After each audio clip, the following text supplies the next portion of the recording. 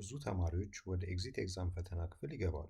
አንዳንዶቹ በዝግጅት፣ አንዳንዶቹ ደግሞ በቡናና በጸሎት ፈተናውን ለማለፍ ይጥራሉ። ግን ስኬት በእድል አይመጣም። በዝግጅት፣ በትኩረትና ቀጣይነት ባለው ዝግጅት ውጤታማ መሆን ግን ይቻላል። ዛሬ የኤግዚት ኤግዛም ፈተናን እንዴት በብልህነት ለፈተናው ዝግጁ መሆን እንደሚቻል እንማራለን። ያንን ነገር ከማድረጋችን በፊት ግን የኤግዚት ኤግዛም አስፈላጊነት ምንድን ነው? ኤግዚት ኤግዛም ተማሪዎች ለሙያ ዝግጁ መሆናቸውን ለመመዘን፣ ብቃታቸውን ለመለየት እንዲሁም በስራ ዓለም ላይ ሲገቡ ውጤታማ መሆናቸውን ለማሳየት የሚወስዱት ፈተና ነው። ኮምፒተንሲ ሜዠርመንት እና በስሩ ደግሞ ኮር ፒላርስ ወይም ኮንሲስተንሲ፣ ስትራቴጂ ኤንድ ዴሊብሬት ፕራክቲስ የሚያስፈልገው የምዘና አይነት ነው። አንድ ተማሪ መጽሐፉን ከፈተና አንድ ሳምንት በፊት ሲከፍተው አዎ ይህን ኮርስ ኦንላይን ክላስ ጊዜ ተምረነው ነበር፣ በኮሮና ጊዜ ተምረነው ነበር፣ ያኛው አስተማሪያችን ሲገባ ተምረነው ነበር ሊል ይችላል። ሆኖም ግን ያን ያስታወስናቸው ነገሮች በፈተና ላይ ሙሉ ለሙሉ ከአእምሯችን ሊጠፉ ይችላሉ። ስለዚህ ይህንን ነገር ከግምት ውስጥ በማስገባት ፈተናውን በስኬታማነት ለማውጣት ምን ማድረግ ይጠበቅብናል? ይህንን ለማድረግ የመጀመሪያ ነጥብ ማድረግ የሚጠበቅብን አንደርስታንዲንግ ዘ ኤግዛም ብሉፕሪንት ወይም ደግሞ የፈተናውን አወቃቀር መረዳት ይሆናል። ብዙ ተማሪዎች ጠንክረው ያጠናሉ፣ ግን ትክክለኛውን ነገር አያጠኑም። በምሳሌ ለመናገር ያህል ይህንን እግር ኳስ ለመጫወት ተዘጋጅተን ቅርጫት ኳስ እንደመለማመድ ማለት ነው። ስለዚህ ይህን ነገር ለማሳካት የመጀመሪያ ነጥብ ማድረግ ያለብን ጌት ዩር ብሉፕሪንት ወይም ደግሞ የፈተናችንን አወቃቀር ከዲፓርትመንታችን ምን ማድረግ ይጠበቅብናል? መውሰድ ይጠበቅብናል። ይህ ብሉፕሪንት የፈተናው ወይም ደግሞ የካሪኩለሙ ሮድማፕ ምን ይመስላል፣ በምን አይነት መንገድ ነው የሚሄደው የሚሉትን ነገሮች ያሳየናል። ሁለተኛ አይደንቲፋይንግ ሜጀር ቶፒክስ። እዚህ ጋር ደግሞ ትኩረት ማድረግ ያለብን በዛ ባገኘነው ሮድማፕ ወይም ብሉፕሪንት ውስጥ ያሉት የእያንዳንዱ ሳብጀክት ኖቶች ምን ነገሮችን ይዘዋል፣ ከፍተኛ ነጥብ የያዙት የትኞቹ ቶፒኮች ናቸው የሚለውን ነገር አይደንቲፋይ የምናደርግበት ነው። ይህም ማለት እንዴት ነው?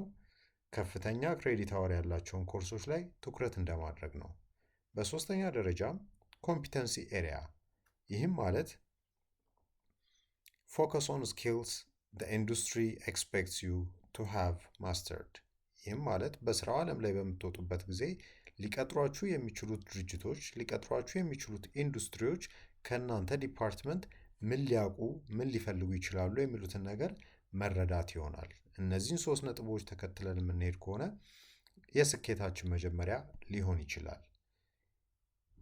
ይህንንም ስንል ከፍተኛ የሆነ ክሬዲት ያላቸው ኮርሶች ላይ ትኩረት ማድረግ፣ በብዙ ጊዜ የሚደጋገሙ ኮርሶች ላይ ትኩረት ማድረግ፣ ሪከሪንግ የሆኑ ኮንሰፕቶች ወይም ደግሞ በድግግሞሽ የሚመጡ ሀሳቦችን ትኩረት ማድረግና አፕሊኬሽን ቤዝድ የሆነ ጥናትን መለማመድ። ይህም ማለት ቲዎሪውን ብቻ መሰብሰብ ብቻ ሳይሆን በእውነተኛው ዓለም ላይ እንዴት አድርገን ያን ቲዎሪ ብንጠቀመው ስኬታማ ያደርገናል የሚለውን ሀሳብ ማየት ይጠበቅብናል። ሌላኛው የጥናት ብሂላችን 70-30 ሩል ወይም ደግሞ 70% ፕራክቲስ 30% ደግሞ ቲዎሪ ወይም ንባብን ትኩረት አድርገን መሄድ ይጠበቅብናል። ፈተናው መጽሐፍ አንብበሃል ብሎ ሳይሆን የሚጠይቀን ከመጽሐፉ የተማርከውን ወይም ያነበብከውን ሀሳብ እውነተኛው ዓለም ላይ መፍታት ትችላለህ ወይ፣ ትርጉሙን ማወቅ ትችላለህ ወይ የሚለውን ነገር ያሳውቅልናል። አንዳንድ ተማሪዎች እኛንም ጨምሮ ከዚህ በፊት ጥናቶችን በምናደርግበት ጊዜ ሃይላይተሮችን በመጠቀም መጨረሻ መጽሐፉ ላይ ሙሉ የሆኑ የቢጫ፣ የቀይ፣ የአረንጓዴ ቀለማትን ያስቀምጣሉ። እነዛ ነገሮች ግን ፈተናው ላይ ያን ያህል ውጤት አያመጡም።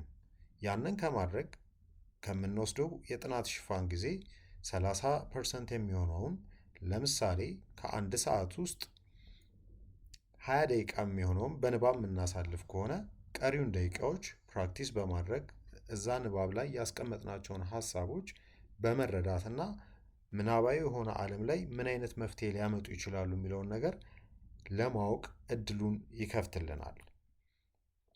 ይሄን ለማድረግ ምን አይነት ስትራቴጂ መጠቀም አለብን ስንል ራሳችንን መፈተን ኦር አክቲቭ ሪኮሊንግ፣ በየጊዜው ራሳችንን ምን ማድረግ ያነበብናቸውን ሀሳቦች ማጥናት ይጠበቅብናል። ይህንን ስናደርግ ምን ማለታችን ነው? ኤክስፕሌኒንግ አላውድ ኤክስፕሌን the concept to yourself or a friend without notes። ይህ ማለትም ምንድን ነው? ያጠናናቸውን ጥናቶች በራሳችን ሆነን መለማመድ፣ ማስታወሻ ላይ መጻፍ ወይም ለጓደኞቻችን ለማስተማር ለማስረዳት መሞከር ነው። ይህንን ካደረግን ያጠናና ጥናቶች ራሳችን ውስጥ ለመለማመድ ራሳችን ለማስታወስ ያጠናክረናል። ከዛም በተጨማሪ teaching the best way to verify your own understanding፣ ሌሎችን ማስተማራችን ለራሳችን ምን ያህል እውቀት ውስጣችን እንዳለ ለመረዳት ያግዘናል። በመጨረሻም write summaries, write down everything you remember about a chapter from memory። ይህንን ጥናታችንን ካካሄድን በኋላ ጥናታችንን ከጨረስን በኋላ ሊሆን ይችላል፣ ከአንድ ቀን በኋላ ሊሆን ይችላል፣ ከሳምንት በኋላ ሊሆን ይችላል። ያንን ያጠናነውን ቻፕተር፣ ያንን ያጠናነውን ትምህርት ወይም ደግሞ ያንን ያጠናነውን ሀሳብ በራሳችን አእምሮ በማሰላሰል ለዛ የሚሆን ሰመሪ ማዘጋጀት ይጠበቅብናል ማለት ነው። ይህንን አድርገን ለምን ስኬታማ አንሆንም፣ ምን አይነት ክፍተቶች ሊፈጠሩብን ይችላሉ የሚሉ ጥያቄዎች አእምሯችን ላይ ሊመላለስ ይችላል። ስለዚህ የተለመዱ የምንላቸው የውድቀት ምክንያቶች ምን ሊሆኑ ይችላሉ? or common failure reasons for not passing the exit exam። የመጀመሪያው የሆነው ፓሲቭ ሪዲንግ የምንለው ነው። ይህም ማለት reading without active question practice ማለት ነው። ያለ ልምምድ ማንበብ ብቻ ምን አያደርገንም? ለውጤት አያበቃንም። ስለዚህ ስናነብ ቅድም እንደጠቀስነው 70-30 ሩልን በመከተል 30%ቱን ለንባብ 70%ቱን ደግሞ ለልምምድ ማድረግ ይጠበቅብናል ማለት ነው። ሌላኛው ሬት ሜሞራይዜሽን የምንለው ሲሆን trying to memorize without understanding the logic። ይህ አብዛኞቻችን ጋር ያለ ክፍተት ነው። ይህ ማለት የመጽሐፉን ሀሳብ ወይም ደግሞ የትምህርቱን፣ የሳብጀክቱን፣ የቻፕተሩን፣ የቶፒኩን ሀሳብ ወይም ደግሞ ሎጂክ ሳንረዳ ሙሉ ለሙሉ እዛ መጽሐፍ ላይ የተጻፉ ሀሳቦችን ሙሉ ለሙሉ ለማስታወስ በአእምሯችን ለመያዝ ሚሞራይዝ ለማድረግ የምንሞክርበት ሂደት ነው። ይህ ደግሞ ሎጂካል የሆኑ ጥያቄዎችን፣ አናሊቲካል የሆኑ ጥያቄዎች በሚመጡበት ጊዜ ግርታን የሚፈጥርብን ይሆናል።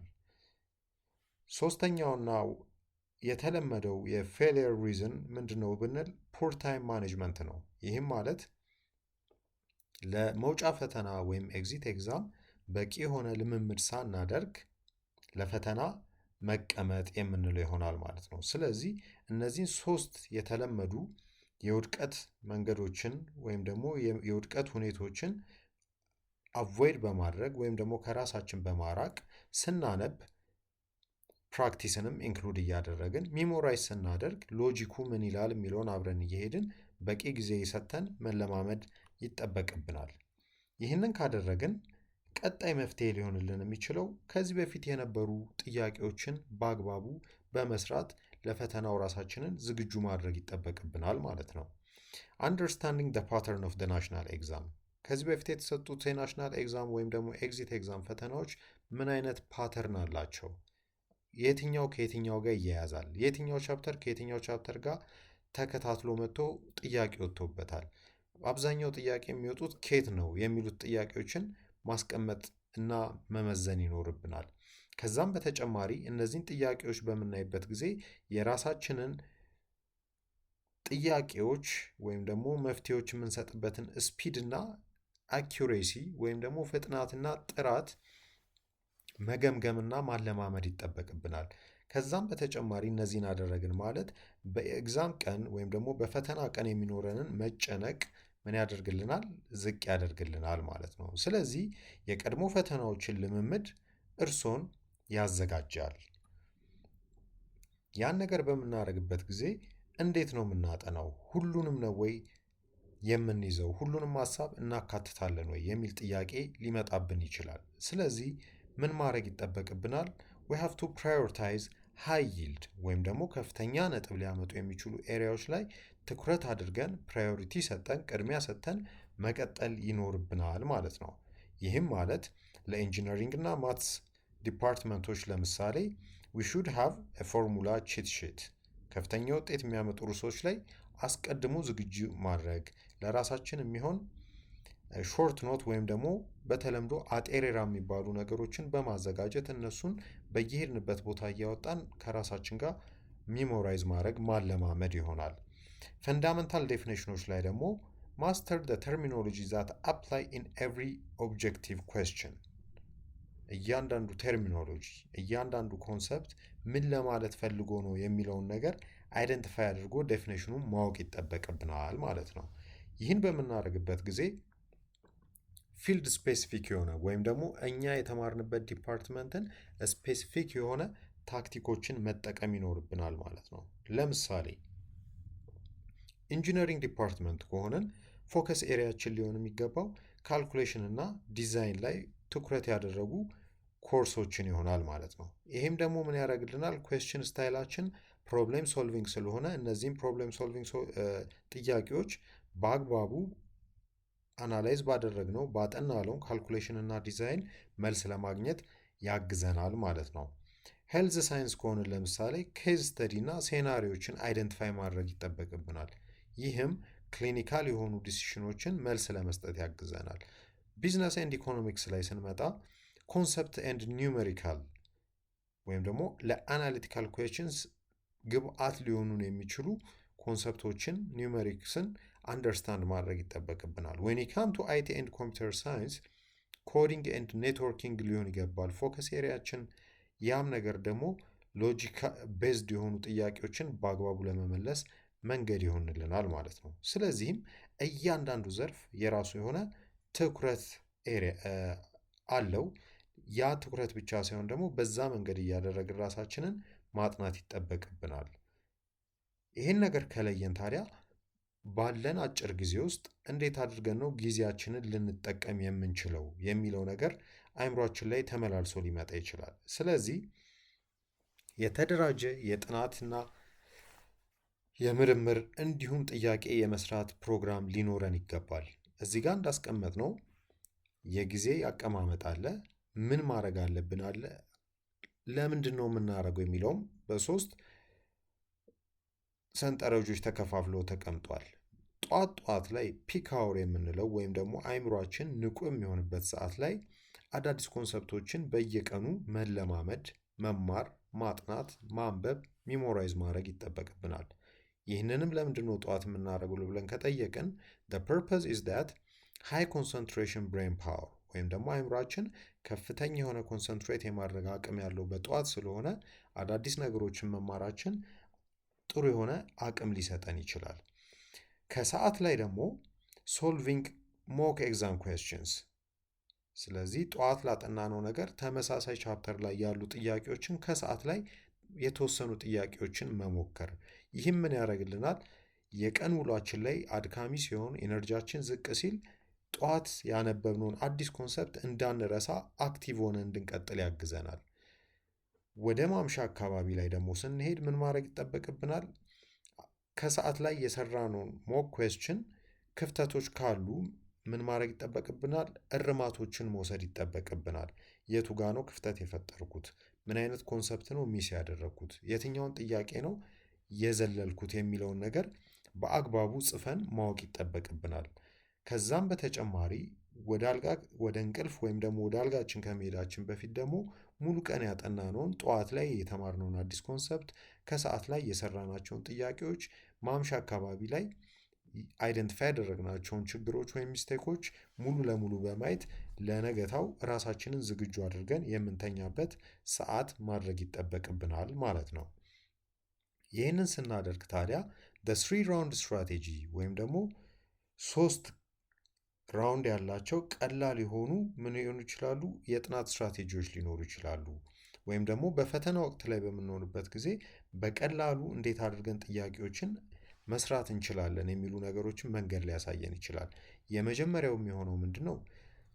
answer questions 100% immediately ሙሉ ለሙሉ ኮንፊደንስ ኖሯችሁ ይህንን ጥያቄ እመልሰዋለሁ፣ እችለዋለሁ የምትሉትን ነገር ጊዜ ሳታባክኑ ቶሎ ቶሎ በመመለስ መቀጠል። ከዛም በመቀጠል ራውንድ ቱ የምንለው ሚዲየም የምንላቸውን ወይም ደግሞ የተወሰነ ካልኩሌሽን ያላቸው የተወሰነ ማገናዘብን ማሰብን የሚጠይቁ ጥያቄዎች ላይ ተመልሶ ሄዶ እነዛን መስራት። ከዛ በመጨረሻም በሚኖረን ሰፊ ጊዜ ላይ ከባድ ብለን ያየናቸውን ወይም ደግሞ ብዙ ማሰብ፣ ብዙ ካልኩሌት ማድረግ፣ ብዙ አናሊቲካል ቲንኪንግን ይጠበቃሉ ብለን የዘለልናቸውን ጥያቄዎች በአግባቡ እንድንመልስ ጊዜ ይወስድልናል ማለት ነው። ስለዚህ እነዚህን 3 ስቴፖች በመከተል ምን ማድረግ እንችላለን? ጥያቄያችንን በአግባቡ መልሰን ፈተናችንን በስኬታማነት ተፈትነን ልንወጣ እንችላለን ማለት ነው። ስለዚህ ይህን ስናደርግ ታዲያ የጥናት ስትራቴጂያችን ላይ ወደ ኋላ ሄደን ቅድም የተናገርነው ነገሮችን ስናይ ያለ ሎጂክን አንደርስታንድ ሳያደርጉ ዝም ብሎ ሚሞራይዝ ማድረግ፣ ጊዜን ያለ አግባቡ በአግባቡ ሳይጠቀሙ ፈተና መስጫ ቦታ ላይ መገኘት የመሳሰሉ ነገሮች ሊኖሩ ይችላሉ ብለናል። ስለዚህ እስካሁን ድረስ የተጠቀምናቸውን ቴክኒኮች በመጠቀም ያለንን እውቀት እንዴት አድርገን ዴቨሎፕ ልናደርግ እንችላለን ወይም ደግሞ የከበደንን ጥያቄዎች እንዴት ስኬታማ አድርገን ልናልፍ እንችላለን ስንል አንደኛው ስትራቴጂ ምንድን ነው?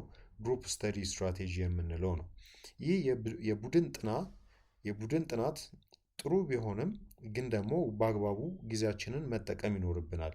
ብዙ ጊዜ ፎከስድ የሆነው በቀልድ ላይ ስለ ኳስ ስለማውራት፣ ስለ ሪሌሽንሺፕ በማውራት፣ ስለ ፊልም በማውራት ጊዜያችንን ልናቃጥል እንችላለን። ስለዚህ እናጠናለን ብለን ተሰብስበን ፖድካስት መጀመር ሊሆን ይችላል ቴንደንሲያችን ማለት ነው። ስለዚህ በግሩፕ ስተዲ ስትራቴጂ ላይ አልቲሜትሊ ማድረግ የሚጠበቅብን ከፍተኛ የሆነ እውቀትን የሚሹ ዲፊካልት የሆኑ ከዚህ በፊት የወጡ ፈተናዎችን ኮሌክቲቭሊ ሆኖ መስራት፣ ያም በቂ የሆነ ብሬንስቶርም ሴሽን እንዲኖረን እና አንደኛው ያወቀው ሌላኛውን ሼር እንዲያደርግ መንገድ ሊከፍትለት ይችላል። ከዛም በተጨማሪ የተለያየ ጥያቄዎችን አንድ አይነት ጥያቄን የተለያየ መልሶች የሰጡ ጓደኞቻችን ካሉ ከነሱ ጋር በአግባቡ በመከራከር ዲቤት በማድረግ ትክክለኛው መልስ የትኛው መሆኑን ለማወቅ መጣር። በተጨማሪም ደግሞ የግሩፕ ስተዲ ስንል ቁጥራችንን አነስ ማድረግ ከ3 እስከ 5 ባልበዛ ግሩፕ አድርገን እርስ በርስ እየተማማርን ለፈተናው ራሳችንን ዝግጁ ማድረግ ይጠበቅብናል። ትክክለኛ የሆነ የቡድን ጥናት እጅግ ለፈተና ስኬት ይረዳናል። ይህን በምናደርግበት ጊዜ ታዲያ በፈተና ወቅት የተለመዱ ስህተቶች ራሳችንን መቆጠብ ይኖርብናል። ይህም ማለት ምን ነገሮችን አቮይድ ልናደርግ እንችላለን ስንል ላስት ሚኒት ክራምፒንግ ወይም ደግሞ ባለችን 1 ቀን ባለችን 2 ቀን ባለችን 1 ሳምንት ላይ የ4 ዓመት ኮርሳችንን በ4 ቀን ከቨር አደርጋለሁ ብሎ ራስን ማጨናነቅ። ኢግኖሪንግ ዊክ ኤሪያስ፣ ይህም ማለት የሚያስጠሉን የነበሩ የትምህርት አይነቶች፣ የሚደክሙን የነበሩ የትምህርት አይነቶችን ችላ በማለት ማለፍ። ከዛም በተጨማሪ ኦቨር ሪሊያንስ ኦን ሰመሪስ፣ ሙሉ ለሙሉ ቴክስት ቡኩን ሳናነብ ወይም ደግሞ ብሉፕሪንታችንን አይደንቲፋይ አድርገን አንድ በአንድ ሳንሄድበት ኖቶች ላይ ብቻ ሪላይ ማድረጋችን በኋላ ላይ ለውጤት ቀውስ ወይም ደግሞ ውጤታችንን በአግባቡ ጥሩ እንዳይሆንልን ምክንያት ሊሆንብን ይችላል። ስለዚህ የኤግዛም ቀን ላይ እንዴት ስኬታማ መሆን እንችላለን ታዲያ ስንል እስካሁን ካወራናቸው ነጥቦች በተጨማሪ